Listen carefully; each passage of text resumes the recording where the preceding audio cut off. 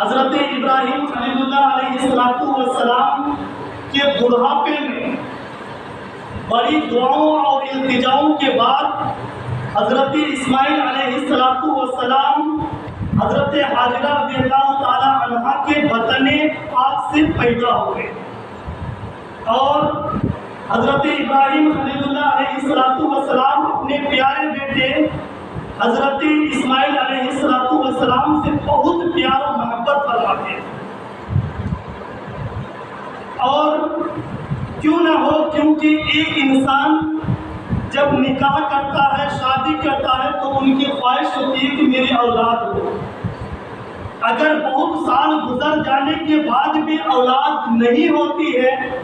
تو وہ انسان پریشان حال ہوتا ہے، ٹینشن میں لگا رہتا ہے۔ لیکن اگر اسی انسان کا بڑھاپے میں بڑی دعاؤں اور التجاؤں کے بعد اللہ اگر اسے اولاد نصیب کرے تو بتائیے اس اولاد سے کس قدر ماں باپ کی محبت ہوگی۔ تو اسی طرح حضرت ابراہیم خلیل اللہ علیہ السلام کے بڑھاپے میں جب ایک فرزند پیدا ہوا اور اس فرزند سے اپنی اس اولاد سے حضرت ابراہیم خلیل اللہ علیہ السلام بہت زیادہ پیار و محبت فرماتے تھے۔ تو روایتوں میں آتا ہے کہ فرشتوں نے ایک مرتبہ اللہ رب العزت کی بارگاہ عظمت میں سوال کیا کہ اے پروردگار عالم، تو نے تو حضرت ابراہیم خلیل اللہ علیہ السلام کو اپنا خلیل فرمایا ہے، اپنا دوست بتایا ہے، اور قرآن مجید میں ارشاد بھی فرمایا ہے وَاتَّخَذَ اللَّهُ إِبْرَاهِيمَ خَلِيلًا، کہ اللہ نے ابراہیم علیہ السلام کو اپنا گہرا دوست بنایا۔ لیکن اے پروردگار عالم،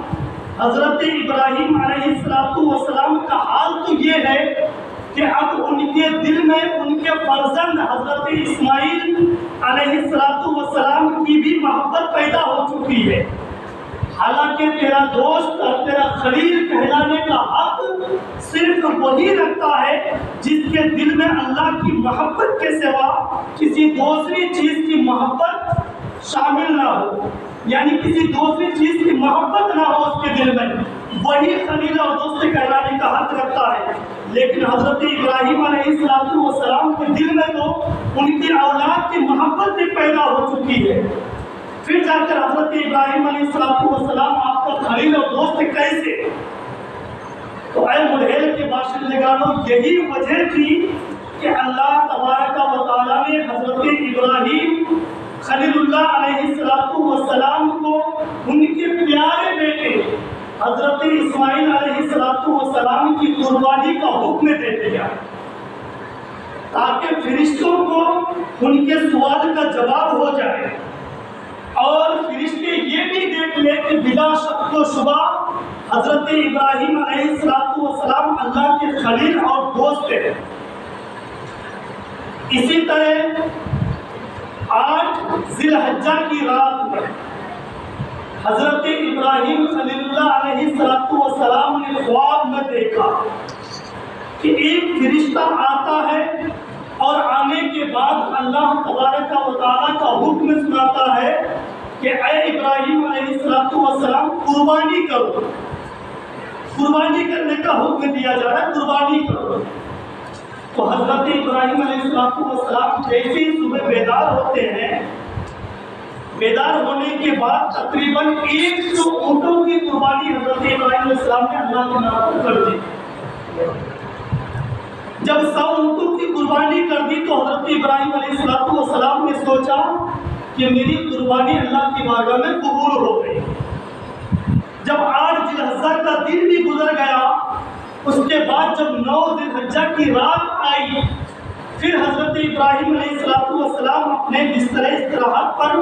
آرام کی غرض سے لیٹے تو پھر خواب میں دیکھا کہ ایک فرشتہ آیا، اور آنے کے بعد پھر اللہ کا حکم سنا رہا ہے کہ اے ابراہیم علیہ السلام قربانی کرو۔ جب پھر حضرت ابراہیم علیہ السلام نے سوچا کہ پہلی رات بھی یہی خواب تھی، دوسری رات بھی یہی خواب ہے، اس میں بھی قربانی کا حکم دیا جاتا ہے، تو حضرت ابراہیم خلیل اللہ علیہ السلام 9 ذی الحجہ کے دن میں تقریباً اس دن انہوں نے 200 اونٹوں کی قربانی کی۔ پھر حضرت ابراہیم علیہ السلام نے سوچا کہ میری قربانی قبول ہو گئی ہے۔ اس کے بعد جب پھر تیسری رات ہوئی اور حضرت ابراہیم علیہ السلام اسی طرح لیٹے تو پھر سے وہی خواب آیا۔ پھر اس میں یہی حکم دیا جا رہا ہے کہ اے ابراہیم علیہ السلام قربانی کرو۔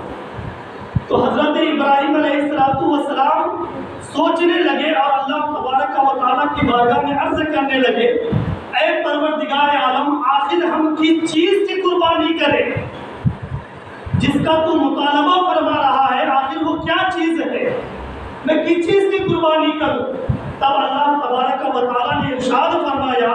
کہ اے ابراہیم علیہ السلام، اس چیز کی قربانی کرو جس چیز کو تم دنیا میں سب سے زیادہ محبوب رکھتے ہو، جس چیز کو تم دنیا میں سب سے زیادہ پسند کرتے ہو، جو چیز تمہاری نظر میں اس دنیا میں سب سے زیادہ محبوب ہے، اس چیز کی قربانی کرو۔ جب اتنا حکم دینا تھا تو حضرت ابراہیم علیہ السلام سمجھ گئے کہ یہ اونٹوں کی قربانی نہیں ہے، یہ بکرے کی قربانی نہیں مانگ رہے ہیں، بلکہ یہ اس چیز کی قربانی مانگ رہے ہیں جس چیز سے میں اس دنیا میں زیادہ محبت کرتا ہوں، جس چیز کے لیے اس دنیا میں میرا زیادہ لگاؤ ہے، اس چیز کی قربانی مانگ رہا ہے، یعنی میرے اولاد، میرے فرزند حضرت اسماعیل علیہ السلام کی قربانی کا حکم دیا جا رہا ہے۔ جب صبح ہوئی تو حضرت ابراہیم علیہ السلام بیدار ہوئے اور اس حکم کو سن کر حضرت ابراہیم علیہ السلام نہ گھبرائے اور نہ ہی پریشان ہوئے، بلکہ اللہ تبارک و تعالیٰ کی رضا کے لیے، اللہ تبارک و تعالیٰ کی خوشی حاصل کرنے کے لیے اپنے بیٹے حضرت اسماعیل علیہ السلام کی قربانی کے لیے حضرت ابراہیم علیہ السلام تیار ہو گئے۔